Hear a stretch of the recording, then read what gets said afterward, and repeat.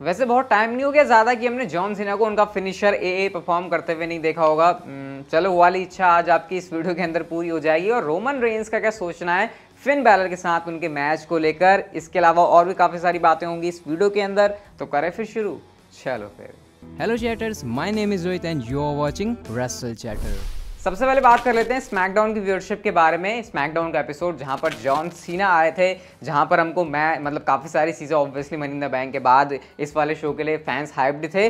तो overnight number से आए हैं। अभी आपको पता है स्मैकडाउन की जो एग्जैक्ट नंबर्स हैं वो एकदम से नहीं आते, लेकिन हमेशा रिसेंट में ऐसा होता है कि जो ओवरनाइट नंबर्स हैं उससे तो व्यूअरशिप ज़्यादा ही होती है, उससे नीचे नहीं जाती। तो लास्ट वीक जो व्यूअरशिप थी जहाँ पर क्राउड आया था वो थी 2.3 मिलियन, लेकिन इस हफ्ते की अगर बात करें तो ये घट चुकी है ओवरनाइट नंबर्स के हिसाब से 2.04, यानी ये 2 मिलियन ही है ऑलमोस्ट। और मैं आपसे भी कह सकता हूँ कि व्यूअरशिप बढ़ेगी ज़रूर, लेकिन हो सकता है लास्ट वीक के कंपैरिजन में इस बार व्यूअरशिप कम ही रह जाए, क्योंकि ओलंपिक्स के साथ सीधा सीधा जो है स्मैकडाउन कंपटीशन में था। और भाई ओलंपिक्स काफ़ी बड़े स्केल पर देखा जाता है पूरे वर्ल्ड के अंदर, यूएस के अंदर भी, इंडिया के अंदर भी, हर जगह आपको पता है। वैसे आपको पता है ये व्यूअरशिप तो ऑब्वियसली यूएसए की है, तो वहीं के हिसाब से मैं आपको बता रहा हूँ कि कंपटीशन है तो इतनी ज़्यादा नहीं होगी व्यूअरशिप, लेकिन स्टिल कंपटीशन तगड़ा है। उसके बावजूद भी स्मैकडाउन अच्छे नंबर्स ड्रॉ कर लेता है। और स्मैकडाउन से तो हमको पता है, उम्मीदें रहती हैं कि नहीं इतना रेटिंग्स में नीचे नहीं जा सकता। दूसरी तरफ रॉ का क्या हाल रहता है वो हमने देख लिया कि 2 मिलियन भी उनकी व्यूअरशिप नहीं आई। Even Goldberg and John Cena show के ऊपर थे और मनी इन द बैंक की सारी हाइप थी मंडे नाइट रॉ के लिए। तो खैर स्मैकडाउन को व्यूअरशिप रेटिंग्स के मामले में इतनी ज़्यादा टेंशन लेने की जरूरत तो नहीं है। और हाँ, जब दूसरे बंदे को देखोगे जो अपने से नीचे है जैसे कि रॉ, तो दिल को थोड़ा सा और दिलासा मिलता है। अगली स्टोरी की बात करते हैं तो गाइज सीएम पंक अब किस डेट को आने वाले हैं उसके ऊपर मैं आपको कुछ चीज़ें बताना चाहता हूँ। ये तो सबसे पहले मैंने आपको बताया कि सीएम पंक बात कर रहे हैं किसी कंपनी से, फिर पता चला वो कंपनी AEW है, फिर पता चला कि उन्होंने साइन ही कर लिया उनके साथ। लेकिन अब सवाल ये आता है कि कब सीएम पंक आने वाले हैं। तो मैं बार बार आपसे वीडियोस के अंदर कह नहीं रहा था कि शिकागो से रिलेशन, तो इस वजह से शायद वो AEW में जा सकते हैं, वहाँ पर उनके इवेंट हैं। तो अभी AEW के शिकागो के लिए इवेंट्स है, जैसे कि डायनामाइट का है, रैमपेज है, उनका पेपर व्यू ऑल आउट है। तो इस तरीके से जो भी डेट होगी वो डेट वही होने वाली है जहां पर शिकागो के अंदर WWE का इवेंट, AEW का इवेंट होगा। और शिकागो के अंदर इवेंट हो ही इसलिए रहा है क्योंकि सीएम पंक का इस तरीके से रिटर्न जो है सेटअप करना चाहती है ऑल एलीट रेसलिंग। मेरे ख्याल से अभी शायद 1 या 2 महीने का टाइम ऐसे लग सकता है कि आपको सीएम पंक देखने को मिल जाए AEW के अंदर, क्योंकि अभी इसके अंदर थोड़ी ना प्लानिंग सी होगी कि क्या होना है, कैसे होना है। और सीएम पंक तो चाहेंगे भाई सारी चीज़ एकदम परफेक्ट तरीके से हो, इतने टाइम के बाद जो वापस आ रहे हैं। तो जब होगा तब देखा जाएगा और देखते हैं ये कितना ज़्यादा धमाकेदार होता है। वैसे होगा तो धमाकेदार, इसमें कोई भी शक नहीं है। अगली स्टोरी की बात करते हैं तो बैरन कॉर्बिन ने भाई बता ही दिया रीज़न, मेजर रीज़न कि आखिर क्यों वो इतने ज़्यादा गरीब होते हुए चले गए हैं। हमको तो लग रहा है कि उन्होंने अपना क्राउन खो दिया। वो किंग, जो किंग थे, जब से वो किंग से बैरन कॉर्बिन बन गए नॉर्मल वाले, तब से ही वो बेकार हो रहे हैं। लेकिन एक्चुअल में यहाँ पर उन्होंने ये बताया कि उनके पास जो भी पैसे रहते थे उसको वो क्रिप्टो करेंसीज में इन्वेस्ट करते थे, यानी कि बिटकॉइन में इन्वेस्ट करते थे। उन्होंने कहा कि जब $60,000 था बिटकॉइन का प्राइस, उस टाइम पर मैंने बिटकॉइन खरीद लिया और अभी जो प्राइस चल रहा है वो है $30,000। आपको भी पता होगा इसी के अराउंड वो रह रहा है। तो भाई मेरे को इतना नुकसान हो गया और इस वजह से मैं जो है गरीब हो गया। और ये बात टॉकिंग स्मैक के एपिसोड में बैरन कॉर्बिन ने रिवील करी है। सोच लो भाई क्रिप्टो करेंसी कितनी खतरनाक हो सकती है।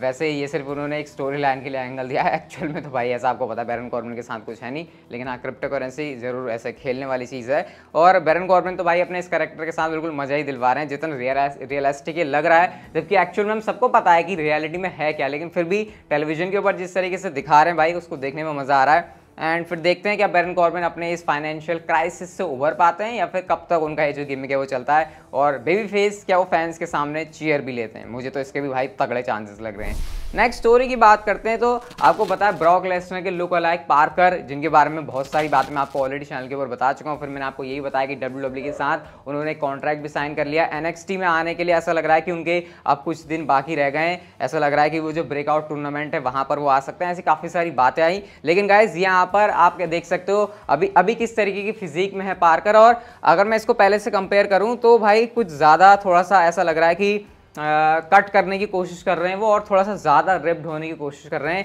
एंड डेफिनेटली यहाँ पर वो काफ़ी तगड़े ज़रूर लग रहे हैं। और कैप्शन तो भाई और भी तगड़ा है, can't wait to tell my story. यानी पार्कर ऑलरेडी इस बात को कह रहे हैं कि हाँ भैया वो कुछ बड़ा धमाका करने जा रहे हैं। अब जब अगर वो NXT में जाते तो मेरे ख्याल से वहाँ पर तो उनको बहुत स्ट्रॉन्ग दिखाया जाएगा। लेकिन मेन रोस्टर पर जो जिस तरीके की हमने बुकिंग देखी है वो बंदा पहले कुछ अलग ही लग रहा होता है, लेकिन मेन रोस्टर पर आके वो कुछ अलग ही हो जाता है। तो फिर हो सकता है पार्कर के साथ भी कुछ ऐसा ही हो, बट डेफिनेटली WWE ने इस बंदे को, पार्कर को, इसीलिए साइन किया क्योंकि इनको इनके अंदर पोटेंशियल लग रही है ब्रॉक लेसनर वाली। तो अगर उस टाइप से अगर बुकिंग की सोच है तो फिर डेफिनेटली भाई पार्कर के साथ तगड़ी चीज़ें होंगी। लेकिन खैर इसके बारे में और ज़्यादा बातें करने का तभी सेंस है जब पार्कर हमको देखने को मिलेंगे WWE शोज़ के ऊपर।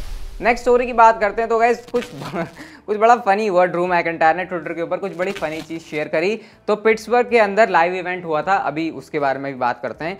तो क्या हुआ कि एक बंदे ने ट्वीट किया कि देखो कैसे मेरी वाइफ ना, जब उसने ड्रू मैकिंटायर को सामने इन पर्सन देखा, ड्रू मैकिंटायर को, तो वो अपने आप को कंट्रोल भी नहीं कर पा रही थी, मतलब हैंडल करना मुश्किल हो गया था मतलब उनका ऐसे ड्रू मैकिंटायर को देख के।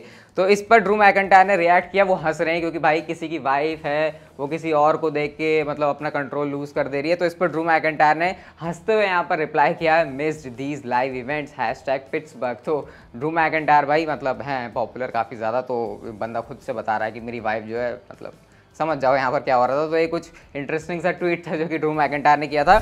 अब जरा इस लाइव इवेंट के बारे में बात कर लेते हैं। तो मैंने आपको बताया था कि कैसे जॉन सीना का समर ऑफ सीना करके WWE ने पूरा शेड्यूल एडवर्टाइज किया हुआ है, जहाँ पर इतने सारे शोज़ के अंदर वो आएंगे और पहला लाइव इवेंट जॉन सीना काम कर चुके हैं। आप यहाँ पर ये मैचेस के रिजल्ट देख सकते हो, सारे तो मैं आपको नहीं बताने वाला क्योंकि ऑब्वियसली ये लाइव इवेंट्स ही हैं, ऐसे ये तो होते ही रहते हैं, इससे हमको ज़्यादा फर्क नहीं पड़ता। लेकिन आप कुछ मैचेस हैं जैसे कि ड्रू मैकिंटायर ने हरा दिया शेमस को यहाँ पर, और नॉन टाइटल मैच के लिए ओपन चैलेंज है, जिंदर और मैकिंटायर की ब्रॉल होती है। फिर यहाँ पर मैट रिडल ने एजे स्टाइल्स को हरा दिया, बॉबी लेस्ली ने हरा दिया कोफी किंगस्टन को। और मेन इवेंट के अंदर वही मैच जो कि स्मैकडाउन के ऑफ एयर जाने के बाद था, लेकिन ये मैच अलग था, John Cena and the Mysterios versus Roman Reigns and the Usos. और गाइस इस मैच के अंदर हमको एक्चुअल में फिजिकल इंटरेक्शन भी देखने को मिलता है रोमन रेंस एंड जॉन सीना का। अरे फिजिकल इंटरेक्शन की मैं क्या बात कर रहा हूँ, रोमन रेंस इवन स्पीयर लगाने जा रहे होते हैं जॉन सीना को, लेकिन उसको वो जो है काउंटर कर देते हैं ए के अंदर। और उसके बाद क्योंकि लीगल मैन होते हैं जे ऊसो, तो जे ऊसो को भी अपना फिनिशर लगा के जॉन सीना ने इस मैच में अपनी टीम को विक्ट्री दिला दी। तो मतलब अभी तक हमको ऐसे WWE टेलीविजन के ऊपर तो नहीं देखने को मिले एक्शन में क्या भाई, आमने सामने भी बड़ी मुश्किल से ही देखने को मिल रहे हैं जॉन सीना रोमन रेंस। लेकिन लाइव इवेंट के अंदर भाई क्राउड को बिल्कुल मजा आ रहा है, और ऑलरेडी उनको एक ग्लिम्प्स मिल गया है कि आगे जाकर रोमन रेंस एंड जॉन सीना क्या करने वाले हैं स्मैकडाउन के ऊपर। तो भाई मजे हैं उनके जो लाइव इवेंट में जाकर क्राउड में ऐसे इवेंट देख रहे हैं, क्योंकि उनको तो वो सारा माल मसाला पहले ही मिल जा रहा है। हालांकि वीडियोस तो मैं आपके लिए लेके आ रहा हूँ, लेकिन वो जो एक वाइब होती है, वो जो एक फीलिंग होती है, वो तो भाई उन लोगों के लिए लाइव इवेंट में जाकर देखने की एक डिफरेंट ही होगी। नेक्स्ट स्टोरी की बात करते हैं। तो जॉन सीना एक्चुअल में कितना ज़्यादा फायदा पहुंचा रहे हैं अपने रिटर्न से, मतलब अपने रिटर्न करने से WWE के टिकट्स में, उसका एक ग्राफ सामने आया है जो कि आप लोग इस समय यहाँ पर अपनी स्क्रीन के ऊपर देख सकते हो। एक वो ग्राफ है, वो टिकट सेल्स है जो कि जॉन सीना के रिटर्न से पहले चल रही थी, और जॉन सीना के रिटर्न के बाद आप लोग देख सकते हो हर बार जो ग्राफ है उसमें मतलब ये जो टाइल्स हैं इसमें हमको एक उछाल ही देखने को मिला है हर जगह पर। तो कह सकते हैं कि जॉन सीना के रिटर्न से WWE के टिकट सेल्स में फ़ायदा हुआ है अपने इवेंट्स के अंदर, चाहे वो लाइव इवेंट हो या फिर WWE के शोज़ हो। और वैसे भी भाई जॉन सीना हमेशा से ही WWE के लिए पोस्टर बॉय रहे हैं। पोस्टर बॉय का मतलब नहीं पता, तो पोस्टर बॉय मतलब जिस बंदे को हमेशा कवर के ऊपर यूज़ करके WWE पैसे कमाते हैं कि हाँ भैया इस शक्ल के हमको पैसे मिल सकते हैं किसी भी इवेंट के लिए। जैसे आपको पता है ना पेपर व्यूज़ के पोस्टर्स होते हैं, तो भाई उसमें लुल बंदों के नाम थोड़ी दिखाएंगे, वही दिखाएंगे ना जो एक्चुअल में ड्रॉ कर सकते हैं, अटेंशन ले सकते हैं। जैसे हाल फिलहाल में वो काम रोमन रेंस करके दिखा रहे हैं, ये काम हमेशा से जॉन सीना करते थे। और कहीं ना कहीं ये जो ग्राफ है वो हमको इस बात का बताता भी है कि हाँ भाई जॉन सीना के अंदर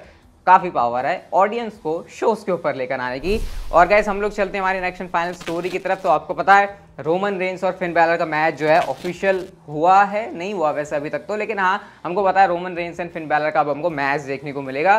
तो गाइस इसके ऊपर रोमन रेंस ने ट्वीट करके जरा फिन बैलर को एडवाइस दी है कि हाँ तू मेरा अपोनेंट जरूर है, लेकिन फिर भी चल तुझे थोड़ी बहुत ज्ञान दे देता हूं मैं। यहाँ पर उन्होंने ट्वीट किया जहाँ पर उन्होंने लिखा welcome back to the island of relevancy, यानी रोमन रेंस से कहना चाह रहे हैं कि क्योंकि वो कहते हैं ना कि जो भी बंदा उनसे लड़ रहा है वो आइलैंड ऑफ रेलिवेंसी में आता है, वो रेलिवेंट हो जाता है। इससे पहले भी आपको पता है Finn Balor and Roman Reigns के हमने मैचेस देखे, तो इसलिए वो वेलकम बैक कर रहे हैं। उन्होंने कहा कि not everyone get a second chance, यानी हर किसी को दूसरा मौका नहीं मिलता, तो इसको वेस्ट बिल्कुल भी मत करना। यानी रोमन रेंस खुद से फिन बैलर को बता रहे हैं भाई तेरे को मौका मिला है, इसको वेस्ट मत करना, तेरे पास मौका है यूनिवर्सल चैंपियन बनने का। अब यहाँ पर खुद से रोमन रेंस ही ऐसा लग रहा है कि स्पेशल काउंसिल का काम कर रहे हैं फिन बैलर के लिए, लेकिन ये तो हमको पता ही है रोमन रेंस के माइंड गेम्स हैं। जब बात करने पर आएगी फिन बैलर के साथ कुछ गड़बड़, तो रोमन रेंस वो चीज़ करने में भी हाथ अपने पीछे नहीं करने वाले।